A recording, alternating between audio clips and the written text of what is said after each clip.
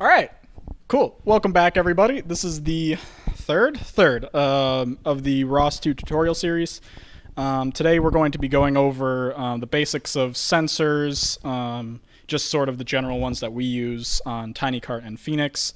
And then from there, we're going to talk about the sensor messages that are used to transport sensor data around inside of ROS. And then finally, we're going to talk about a little about odometry and sensor fusion. So how do you know where you are and how you can make use of multiple sensors to get a better estimate of where you are. So let us begin. So just a quick recap from last time. We talked about our workspaces, which are our isolated place to store and work on different ROS2 projects. So they hold a set of packages, which, as we talked about, are containers for our ROS2 code, so they can contain node files, messages, etc. We talked about compiling our ROS2 code, so using CallCon to build our stuff and then being able to show a node actually print something to the terminal.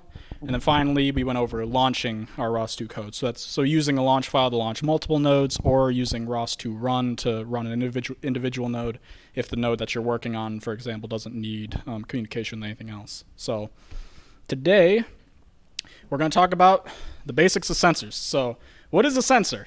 Sensor, like your eyes, your ears, your nose, etc., just take physical quantities and convert them into electrical signals. So my eyes are taking in the light of this room and converting them into an electrical signal sent to the optical center of my brain that does some stuff. I'm not a neuroscientist, and makes me see all of you and all of you in the watching the video. So sensors are essentially the backbone of robotics. If you don't have sensors, you don't know where you are in the world at all. You're just in space forever. And having good sensors are important generally. So you want accurate sensors that don't usually have a lot of drift. But if you have not great sensors, say you bought that cheapo LiDAR on AliExpress and it's a little flaky, that can actually be fine because you can actually work around it with some fancy schmancy math that I'm going to get into at the end of this video, or the very basics of. So as we can see in the slide here, we have a IMU and the beautiful baby LiDAR that is making a reappearance today. So yeah. So let's go over really quick a little bit about TinyCart and Phoenix's sensors. So the current sensors used on the TinyCart, I'm sure the people who are with me live can see this, but if you're not with me live, yeah, I'll have to add a photo in or something for that. But on the beautiful cart right there, we're going to be using the baby LiDAR, as I mentioned last time, as well as an IMU unit from Adafruit. So that will give us that'll give us orientation data. I'll get more into that in a second. And then the current sensor stack on Phoenix involves a InnoMaker LDO6 LiDAR, so the exact same baby LiDAR used for AEB, specifically our automatic emergency braking system. 3 Oak D S2 cameras, which is actually the camera that this is being recorded on right now, and then a quadrature encoder. And then we will get into a little bit about each of those in a second here, but the sensors, of just a really quick high level for ROS's sake, sensors of the same type will share the same message type. So for example, all 2D LiDARs will share a 2D LiDAR message. All encoders will share a message. You'll generally use the same across sensor types. So whereas other sensors will have different message structures. So a little more about each of these really quick. So the 2D LiDAR, the baby LiDAR that you'll be using and Phoenix will be using, uses reflection of a laser beam to determine the distance to an object from the sensor, and is used to generally detect obstacles, build map data for your robot.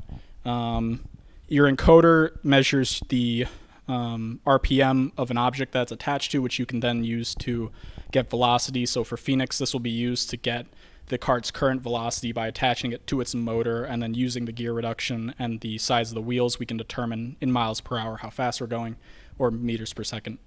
Our IMU, which is inertial measurement unit, uses accelerometers, gyroscopes, and magnometers to measure acceleration, heading, and angular velocity.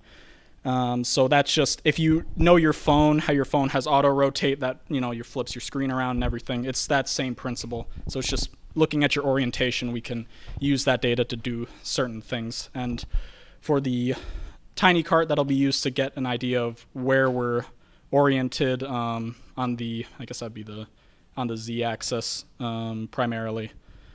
And yeah, camera generates image data.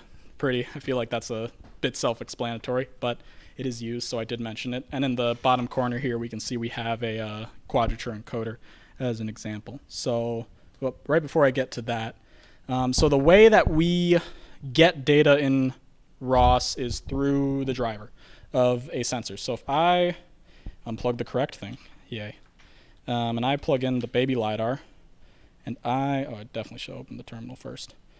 If I just go into here, and I use CAT, which is a tool that allows me to print data inside of a file. In this case, I'm going to be printing on the serial port that the LiDAR is currently connected to, because the LiDAR connects via USB, so it's on a serial port. And if I print this data, we can see we get this. This is the raw byte data that is currently coming out of the LiDAR, trying to be expressed in my terminal. Now, of course, I don't think any of you guys could tell me what this is. The terminal certainly does not know what this is. Unicode is having a ball of a time looking at this. Clearly, it's Arabic character, question mark, and then solid square. Yes. Exactly. So this is just like, this is the absolute raw data, and obviously, this is essentially useless for our purposes. We have no idea what any of these bytes do. So that's where the ROS2 message structures come into play, because they are able to unify the data coming off of sensors into one message type that any other node in the graph can just look at and immediately know exactly what it's going to be given when it gets a message for, for example, a LiDAR or an encoder or anything. So you don't have to deal with this, because different sensors will obviously have different data structures come back to them. It'll usually be the same information at the end of the day, but it'll be structured differently. So we can get around this by using a driver to convert that to a format that's viewable by ROS. So before we get into the actual messages themselves, I'm going to talk about a little bit about frames. So different parts of your robot obviously are in different positions relative to everything else. As you can see on the tiny cart right there, that little cage right on top of it is where the baby LiDAR is going to be sitting. That's obviously not in the center of the robot. It's moved sort of to the front. So we have to be able to account for that change. The way we do that is with different frames. So for example, if the LiDAR at the front of the robot sees something 100 centimeters in front of it, we know that in the actual center of the robot's frame of reference, that's actually 110 centimeters if the LiDAR were, for example, 10 centimeters towards the front of the robot. So we need to use a series of coordinate frames to keep track of where everything is relative to everything else. So you can sort of see that right here, where we have the laser link frame, which is the LiDAR, as I mentioned, and then the actual robot's main chassis, which is base link, and then that goes down to base footprint, which is similar to base link but more relative to the world itself, and then you have map and Odom. The specifics on these frames will be covered more in an actual whole TF presentation. I just need to sort of bring up the topic a little bit to make some of the more advanced, or not some of the more advanced, but some of the messages make a little more sense. And then, of course, we have a glorious matrix transformation down here. Clicking does bad. Matrix transformation down here, made by the one and only, both and only Andy and Brett. So, yeah, Andy and Brett, good job. So this is just an example of a transformation. If you've taken linear algebra, it's, you're just going to feel very familiar. If you haven't, it's all good. But yeah. So let's start out with the laser scan message. This is for, as I mentioned, the 2D LiDAR. So this is a 2D LiDAR, so we get 2D scans. So as you can see in the screenshot this time, so that I don't have to subject you all to Arvis freaking out again, we have just essentially a plane of data where just everything that it finds is just one point in that plane. And we can visualize that in Arvis and along with their intensities. So the different colors of the points here are the different intensities of those points, so how much light is reflected back from something. And this message, if we pop into laser scan, is defined like this. So if you remember, yeah, there we go. Cool. So if you remember back when we first talked about ROS basics, I said that messages are just can be made up of basic data types or other messages. So this is an example of the basic data types aspect of that. So we just have the float 32s and then a couple of matrices for our actual range data and our intensity data. But we can see that's just very plainly laid out. We have the start angle and the end angle of the scan. So as the motor of the LiDAR is rotating, the chunk of data that we've gotten, where is that in the LiDAR's rotation? Because it's not, one full rotation is not one full message. We have the angle increment, so how much the distance between measurements on the rotation, so like in radians.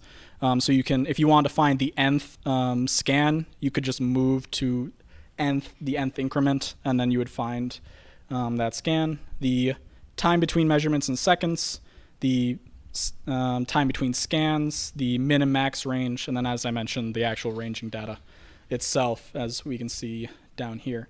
Something that I do want to point out now, though, is this stood messages header file, which I didn't pull this up, probably should have. But this is essentially a header file that most ROS messages will share.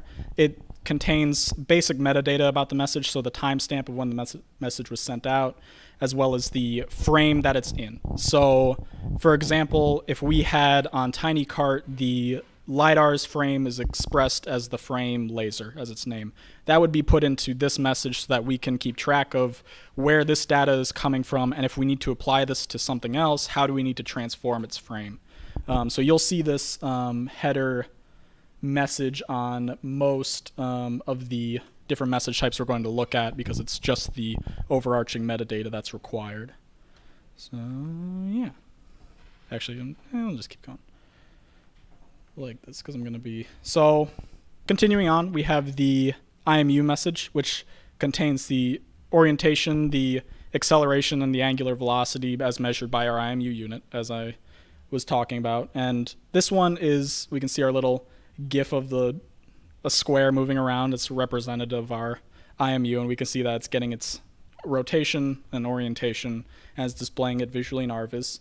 And this is an instance where we have actually different messages being used inside of another message. So as you can see, we have a geometry message quaternion for our orientation, a geometry message vector 3 for our angular velocity and linear acceleration.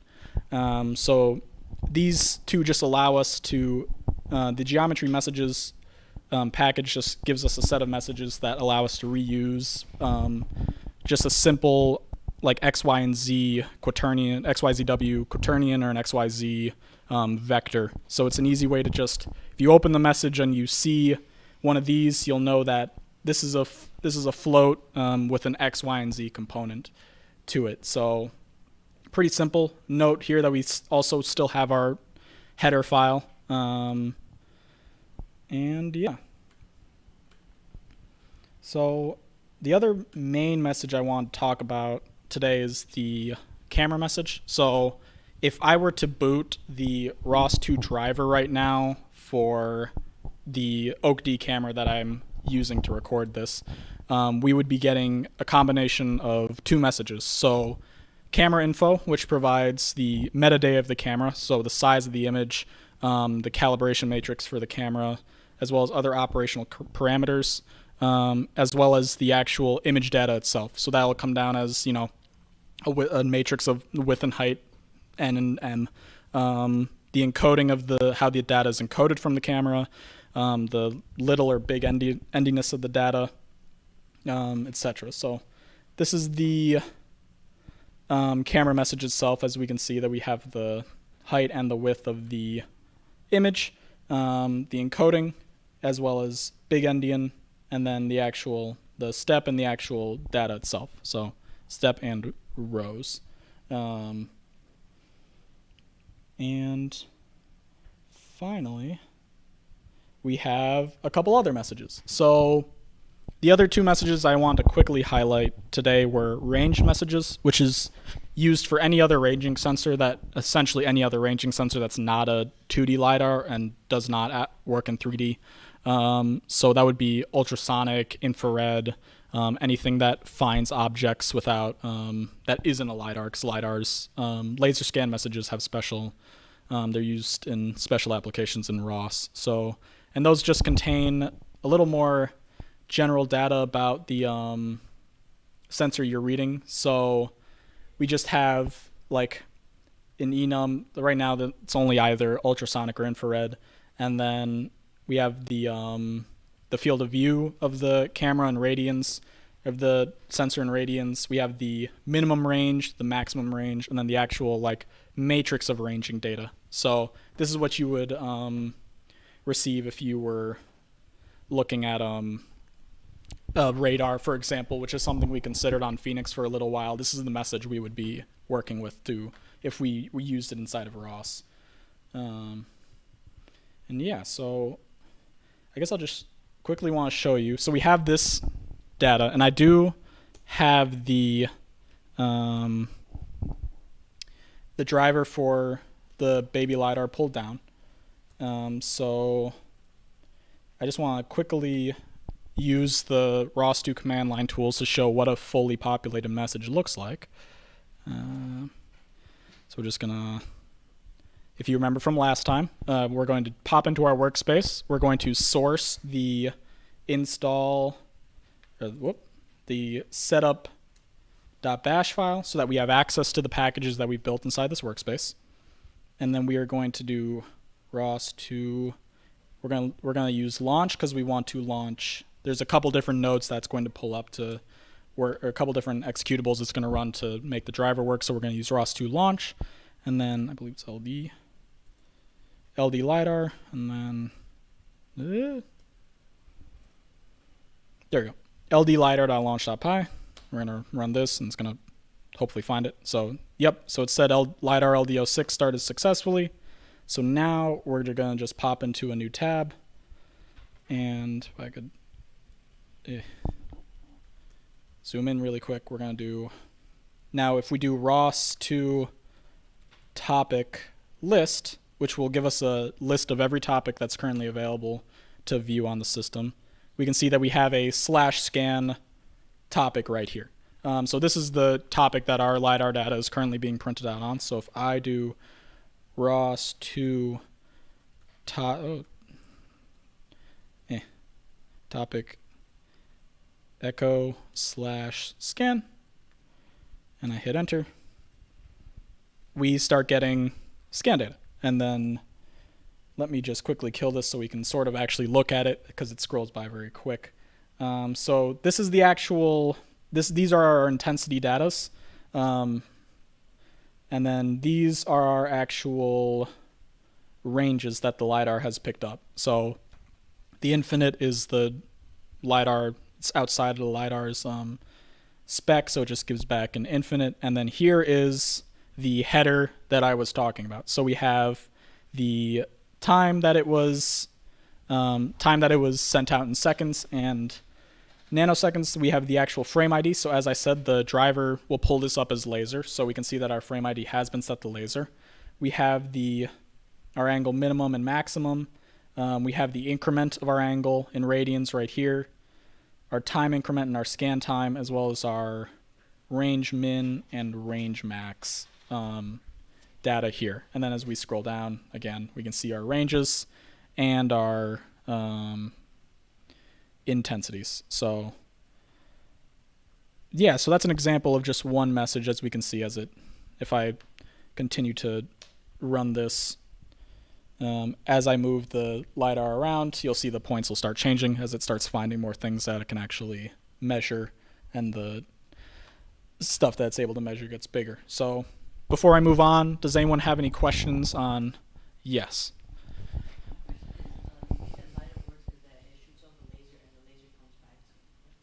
Yeah, so just to repeat your question for our lovely viewers at home. Hello. Your question was the LiDAR uses a laser to shoot out and then reads what's coming back. So that is how this works. So it's shooting out a laser essentially in a big, so as it's rotating, it's shooting out a laser, and then the data that's being reflected back to the LiDAR is what it uses to measure the distance. So how long it takes for the light to come back.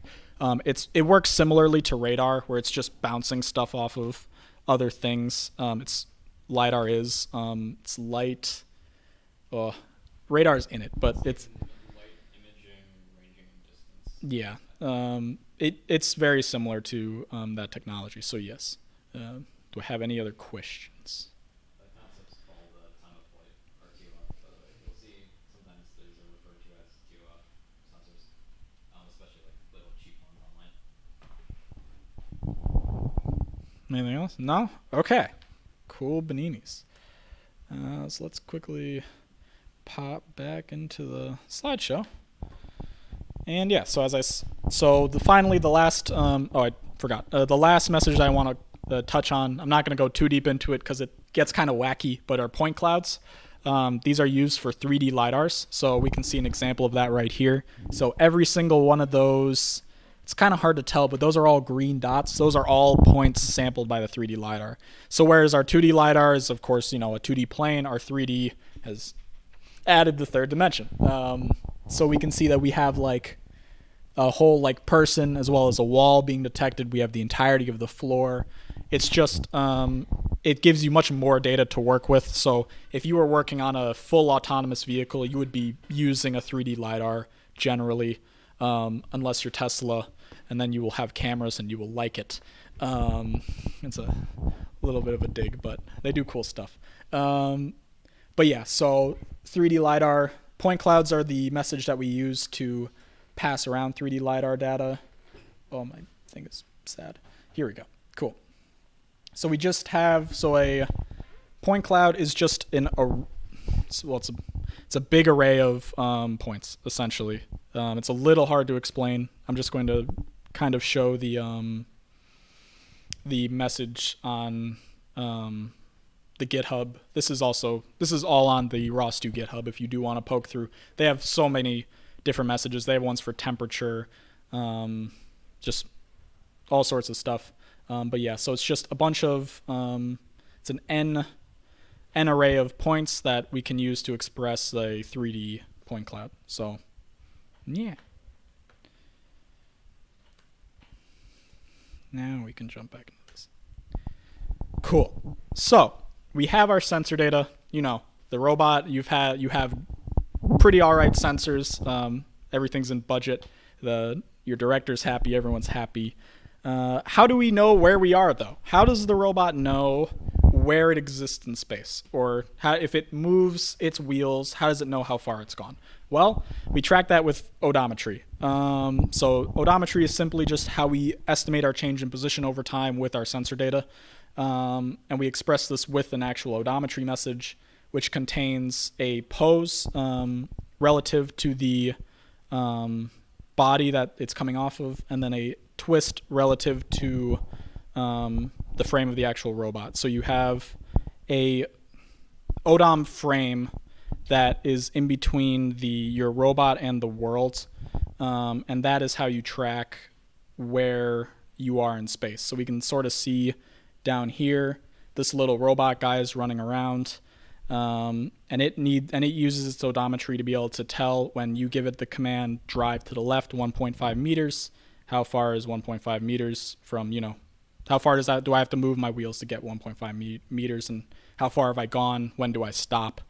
We can generate this odometry message using sensor data. So, for example, if I have two encoders on essentially a Roomba, we can use for our example because it has two wheels. It's a diff drive robot, so it, tank control, so it alternates the two wheels to steer. We can use that data to tell when we're moving forward, how far we've moved if we know the size of the wheels. If we're turning, we can tell that the wheels are moving in different directions, so we'll be able to express our angular change, and we'll be able to get an odometry message. that we can then use with other navigation programs to be able to actually navigate around a world. Odometry is a topic that will also be getting its own presentation because it's a pretty big topic.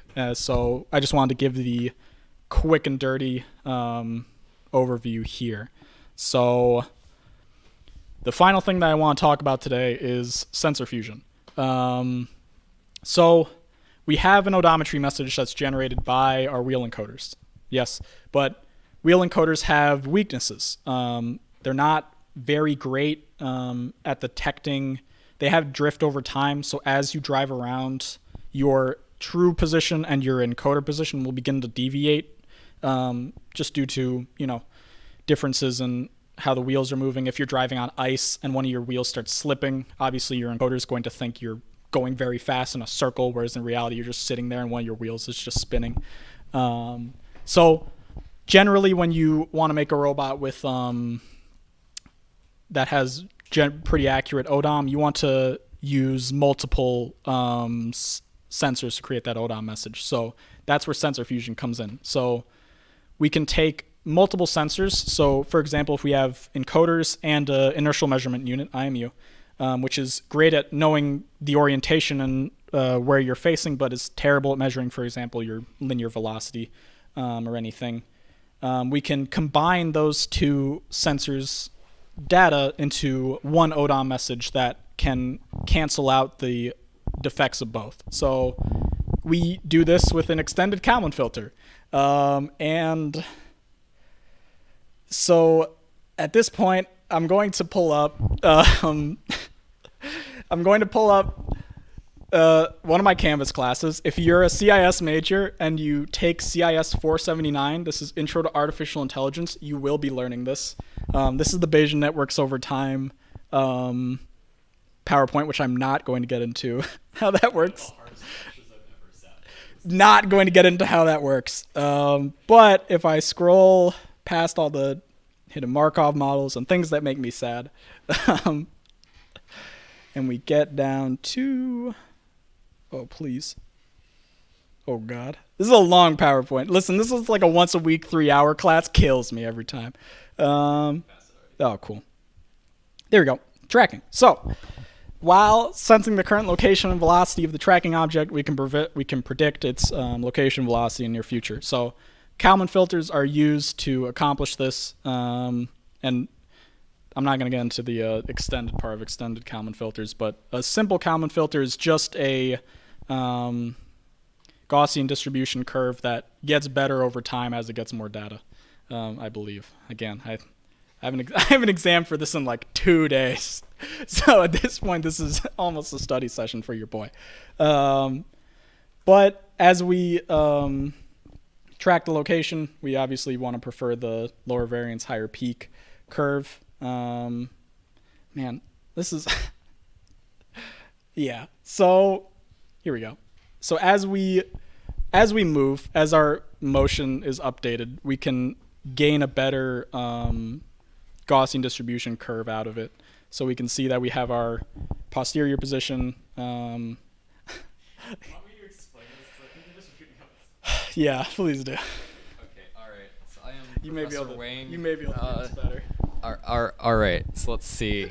I also don't understand this, but I can at least explain what it's doing. Yeah. So this is a normal curve. If you haven't taken stats, it's just a distribution of probabilities. Basically, the idea is that because there's error, our movement is going to be distributed, like it's stochastic. So essentially, there is random chance.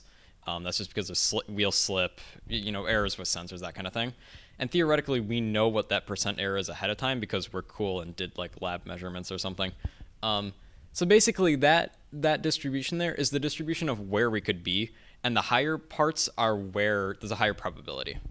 And so that's just described by a normal curve. Doesn't really matter if you know what a normal curve is, but just know that a normal curve is described by its mean. So I mean, it's a mean. I hope you know what a mean is. So it's middle value essentially, and then it's standard. It's variance, but standard deviation, same thing, which is just the spread of how great is the difference between the outliers and the mean. And essentially the idea of this, what this is trying to show is that what motion will increase the mean, but also increase the standard deviation. And then when you read from your sensor, it's going to essentially limit that. So essentially the idea is when you move, the variance of where you could be grows. And when you sense, it like constrains that, is essentially the idea of what you're doing. So what you can think of, pretty much all you need to think of this for now is that a Kalman filter it's just a mathematical construct for the idea that given sensor data, we can be more sure of where we are. And if we don't have sensor data, we can track where all the possible ranges that we could be using like actual probability numbers instead of just saying, I don't know, there's error. Like you'd actually track that, and it actually takes that into account when you're doing updates. All this is extremely complicated because this is a one-dimensional case. In the real world, like the actual ROS package is like a 32-dimensional matrix. It's ridiculous, and it's also very hard. So frankly, for most of what you'll be doing, you don't really need to know the exact math, because that would require like a master's degree. But this is the general concept of what it's doing. It's all just statistics at the end of the day, and it's all just giving a mathematical backing to that thought of there's error to movement, or there's error to some sensing. This is for movement in the slides, but there's an error. Like if you're measuring velocity, for example, you have velocity from encoders and velocity from IMU. This is essentially, you'll read from both. Each of them will say, like, oh, I think you're going this velocity with some error. And like, let's say the wheel encoders have more error than the IMU. This model you would feed both into, and then it would basically just through math essentially even out and choose the best, taking into account choosing the best readings and all that. Again, it's just statistics, but this is what you can use to include multiple sensors and essentially cancel out the error between them is really what your final goal is. So that's my spiel. Thank you. Yeah. So yeah, this is essentially, again, ROS uses extended Kalman filters, which I'm not going to get into because that's actually like master's degree level of mathematics. I do not have any qualification to talk on. So yeah, this is the TLDR of what we're trying to accomplish here. So yes. However, the ROS package also allows you to configure your Kalman filter in a way that you can exclude certain variables from certain sensors. So for example, if I didn't want the angular change from my encoders, I don't have to have the Kalman filter take that into account and only take that into account from the IMU. So it just allows you to trim some of the data that you're feeding into it, and only express each sensor's best when they're put in. So what that sensor is best at, we can only send that into the Kalman filter to be filtered out into an odometry message, which is what it will spit out at you. So it'll give you the smoothened odometry message where it believes where you are. So do I have any questions? Yes. So the question was for the folks at home, what kind of sensors would you use? Generally on most robots, you would want to use encoders for movement. You can encoders and IMU and a LiDAR is usually a pretty good like triple grand slam because you have the object detection of the LiDAR and then you have the movement detection of your encoders and IMU. So you can load it to heck and back if you want in terms of sensors. You could have 40 IMUs on there. You could have 40 LiDARs. A lot of autonomous cars can have multiple LiDARs or like a ton of cameras on them. So yeah, you can. Yeah. Yeah, Teslas have a wild amount of cameras and sensors on them. So, but yeah. On this specifically, we actually don't have an encoder yet. We really should. It's running an IMU and nothing else. We haven't ever got to make it move. So I will see if that's enough. That maybe too much error on Odom. There's also Slam, which we haven't talked about, but that can also correct for some error. So I'm hoping that can pick up the slack in indoor environments, but we'll see. Putting encoders on the stuff is something that already right now it's just a LiDAR and IMU. That's it on this old thing. Yeah. So to quickly reiterate for the microphone, Tiny Car currently doesn't have encoders, but it should. because that will allow us to gain a better odometry estimate by using the extended Kalman filter and combining the IMU and encoders together, which is it's essentially it's the case that if you go to the robot localization wiki, that is the example file they will give you, is how to combine IMU and encoders, because they are able to they cancel out each other's weaknesses very well. So they're a pretty good match with each other. So yeah, do I have any other questions from the audience? Do I have any other? If you have questions, drop those boys down in the comments. I promise I'll read them at some point. And yeah, make sure to smash that like button. Ring the bell, get subscribed. I'm trying to hit the 50 sub milestone. I'm seeing I don't have the metrics, but I'm sure most of you that are watching are not subscribed. What is it, the 70% of those watching are not subscribed. We're gonna throw up the metrics on the screen. Editor's note, toss those metrics up. So make sure you subscribe, hit that like button, comment what was your favorite part, and are you going to take 479 if it's applicable to you when you get there. So but yeah, so that's all I have for today. So a little bit of a shorter lecture, just mostly talking about some sensor stuff. So yeah.